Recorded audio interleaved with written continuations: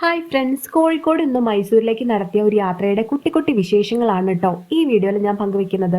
ഒരുപാട് നാളുകൾക്ക് ശേഷമാണ് ഞാനും ഏട്ടനും തിരക്കുകളൊക്കെ മാറ്റിവെച്ച് ഒരു യാത്ര പോകാമെന്ന് തീരുമാനിക്കുന്നത്. പല സ്ഥലങ്ങളും പരിഗണനയിൽ ഉണ്ടായിരുന്നെങ്കിലും അവസാനം ഞങ്ങൾ മൈസൂർ പോകാമെന്ന് തീരുമാനിച്ചു.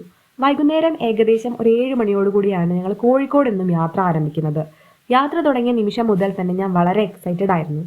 വളരെ പെട്ടെന്ന് തീരുമാനിച്ച ഒരു യാത്ര ആയതുകൊണ്ട് തന്നെ അധികം തയ്യാറെടുപ്പുകളൊന്നും ഉണ്ടായിരുന്നില്ല. ഏകദേശം 9-9:30 കൂടെ ഞങ്ങൾ ചുരം കയറി. റംസാൻ മാസം ആയതുകൊണ്ടായിരിക്കണം പൊതുവെ തിരക്ക് കുറവായിരുന്നു. വ്യൂ പോയിന്റിൽ കുറച്ച് വിശ്രമിച്ച ശേഷം ഞങ്ങൾ പിന്നെയും യാത്ര തുടർന്നു. രാത്രി കൽപ്പറ്റയിൽ സ്റ്റേ ചെയ്ത ശേഷം രാവിലെ മൈസൂരിലേക്ക് പുറപ്പെടാമെന്നായിരുന്നു ഞങ്ങൾ തീരുമാനിച്ചിട്ടുണ്ടായിരുന്നത്.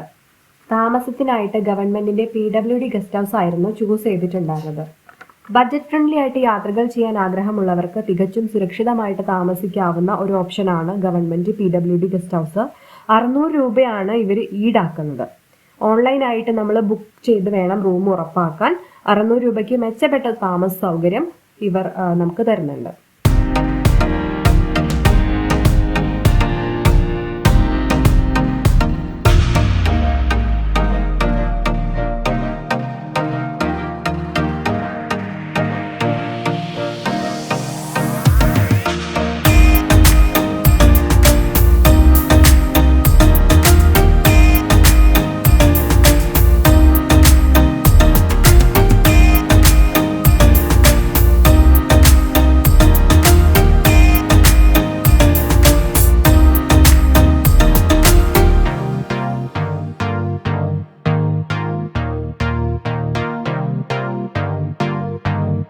രാവിലെ ഏകദേശം 9-9:30 കൂടെ കൽപ്പറ്റയിൽ നിന്നും പ്രഭാത ഭക്ഷണം കഴിച്ച് ഞങ്ങൾ മൈസൂരിലേക്ക് യാത്ര തുടർന്നു.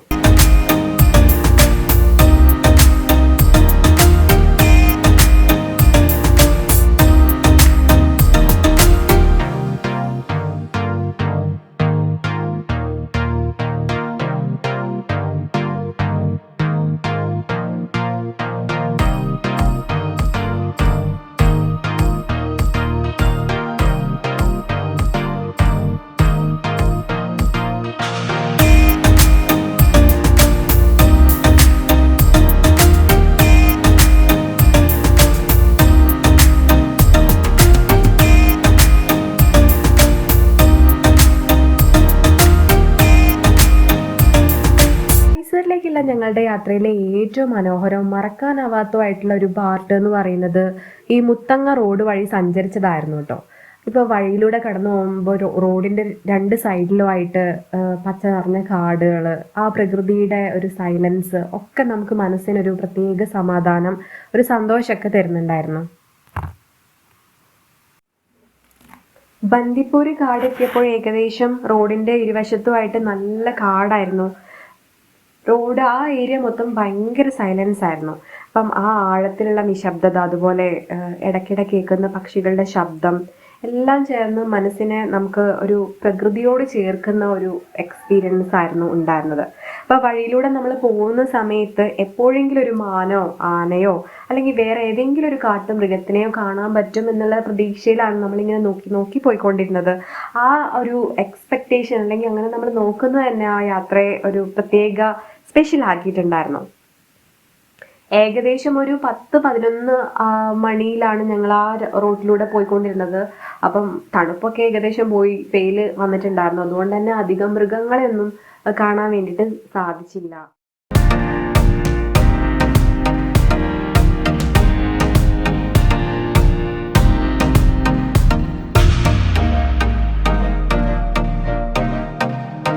ഈ കാട് എന്ന് പറഞ്ഞാൽ ഒരു ട്രോപ്പിക്കൽ ഡ്രൈ ഡെസിഡിയസ് ഫോറസ്റ്റ് ആണ്. അതായത് വേനൽക്കാലത്ത് ഇവര് ഇല കൊഴിക്കും, മഴക്കാലത്ത് പിന്നീട് വീണ്ടും പച്ച ആവും. അങ്ങനെ അങ്ങനെ ഇവിടെ മിക്കവാറും തേക്ക് മരങ്ങൾ, അതുപോലെ യൂക്കാലിപ്റ്റസ്, റോസ് വുഡ്, മുളങ്കൂട്ടങ്ങളൊക്കെയാണ് കൂടുതലായിട്ടും കാണപ്പെടുന്നത്. അപ്പം ചില മരങ്ങൾക്ക് വളരെയധികം പഴക്കമുണ്ട്. അപ്പം ഇങ്ങനെ ഈ നീണ്ട് ഇല കൊഴിഞ്ഞ് നിൽക്കുന്ന ഈ മരത്തിൻ്റെ ഒക്കെ ഇടയിലൂടെ നമ്മളിങ്ങനെ സഞ്ചരിക്കുമ്പോൾ ശരിക്കും നമുക്കൊരു സിനിമ സീനിൽ നിൽക്കുന്ന ഒരു ഫീല് കിട്ടുന്നുണ്ട്.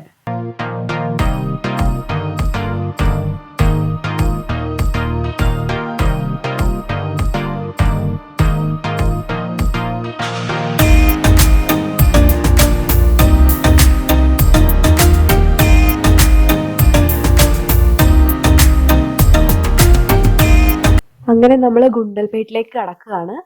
ആ വിശേഷങ്ങളൊക്കെ ആയിട്ട് നമുക്ക് അടുത്ത വീഡിയോയിൽ കാണാം. അതുവരേക്കും ബൈ.